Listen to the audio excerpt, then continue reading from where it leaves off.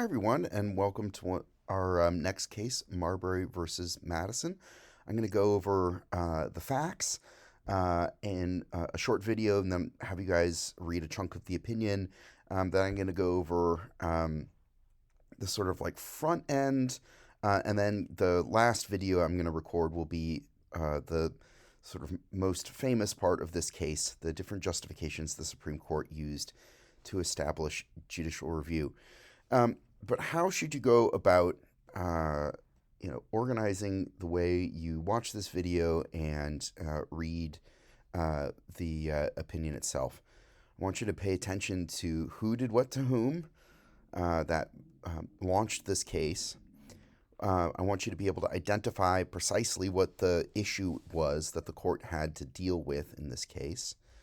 How the majority opinion, well, I guess in this case it's the only opinion, how did it resolve that issue? And then why? What theories of interpretation, what criteria is the court using to get to its conclusion? So, what do you need to know about Marbury versus Madison? Well, this was one of the most politically contentious cases in early American history, and because it was tied into the 1800 presidential election. It was the first time when there was a partisan transition of power.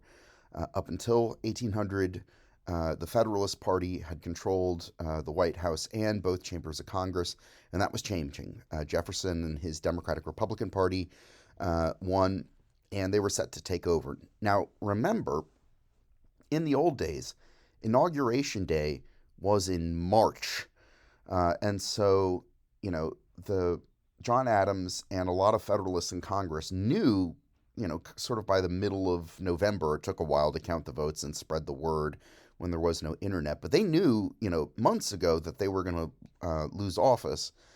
But, they had the ability to keep being in power until March. And so one of the things that Adams did was, as the Federalists were still in Congress, they created a whole bunch of new judgeships, so that President Adams, a Federalist, could nominate a Federalist judge and have a Federalist Senate confirm them. And so even if the Federalists couldn't control the presidency in Congress moving forward, because that's going to be Jefferson, they could at least control the federal bench. So I'm sure you guys sort of know the first couple parts of the judicial nomination process, but it's actually a little bit more complicated than that. Yes, the president nominates. Yes, the Senate has to confirm a federal judge, but then the president has to sign a commission, and that commission is delivered to the new judge. It's basically it's kind of like a diploma, right? That it shows you that you have been appointed to this position. You have the right to take office. And the creation of these new judgeships and the signing of the commissions after the new judges were nominated and confirmed was taking place late into the night, the day before Jefferson's inauguration. So who was spearheading all of this? Believe it or not, in the old days, the Secretary of State, yes, the Secretary of State was involved in foreign policy, like we expect the Secretary of State to be today. But the Secretary of State back then also was involved in some sort of more, routine domestic things.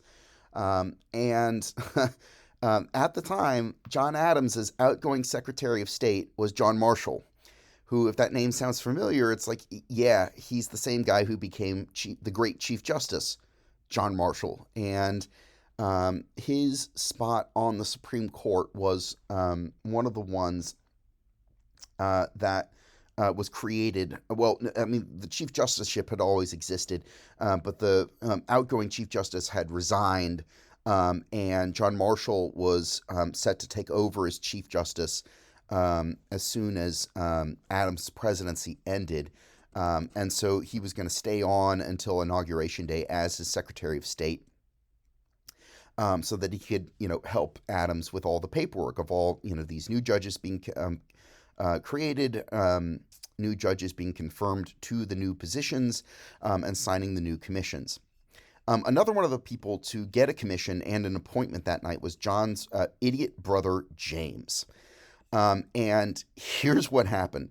So some of the commissions, the president had signed them, but James had forgotten to take them with him. He had promised John, hey, bro, I'll do you a solid. I'll take some of these commissions and deliver them to some of my Federalist buddies, who are really excited to be having a new job. Except he just forgot.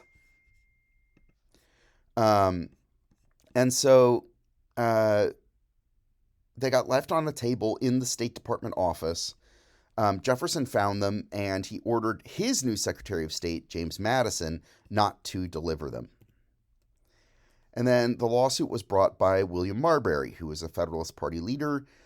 He had been appointed a Justice of the Peace in Washington, D.C., which is someone who can handle sort of low-level legal disputes, right? That, like, if you get, picked up for being drunk in public, you might go see a Justice of the Peace. And he never got his commission, so he wasn't able to start working that job and getting his paycheck. So he sued.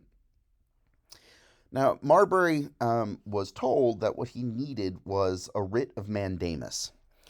And so this is just a fancy legal term, and we'll talk a little bit more about what it does in just a second.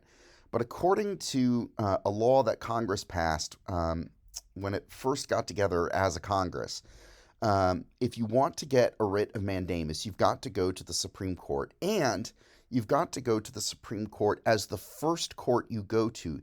Usually we think of the Supreme Court as a court that hears cases that are appealed after lower courts weigh in on them first. But there are a few instances in which a case begins and ends with the U.S. Supreme Court. And we call those kinds of cases of original jurisdiction. And so what happened was the Supreme Court acted like it was a trial court. We don't usually think of the justices as, people who would hold a trial and gather evidence and take witness testimony. But they did, because this was a case of original jurisdiction. You didn't have a lower court judge conduct a trial, so you had the Supreme Court justices do it. And there was a lot of resistance from the Jefferson administration because they didn't like the idea of cabinet officers appearing at a trial and giving evidence, because that might implicate their ability to give advice to the president confidentially. The thinking is presidential advisors need the freedom to say whatever they want without the fear that their advice will be discussed in open court. And so this was actually the first ever use of what we now call today executive privilege, or at least the first assertion of executive privilege. And Marshall rejected the claim that presidential advisors, at least in this instance, would have anything to fear about having to come and give evidence, because they weren't going to ask these Jefferson administration officials about any sort of political tactical conversations that they had with the president. All they wanted to hear as evidence from these officials was, did you see that these commissions were signed? Yes or no? Where are they? Are they still in the State Department office? Yes or no? That kind of thing. And so Marshall recognized that, it would be inappropriate if a court rounded up presidential advisors and said, okay, then what did you tell the president about, what position he should take on, the French Revolution, right? That kind of discussion does not should not come out in open court. That those conversations, in the same way that you need privilege to talk to your lawyer without having any fear that what you talk to your lawyer about appears in open court, or a doctor-patient privilege, that sort of thing. That's what executive privilege operates in kind of the same way. So here's William Marbury.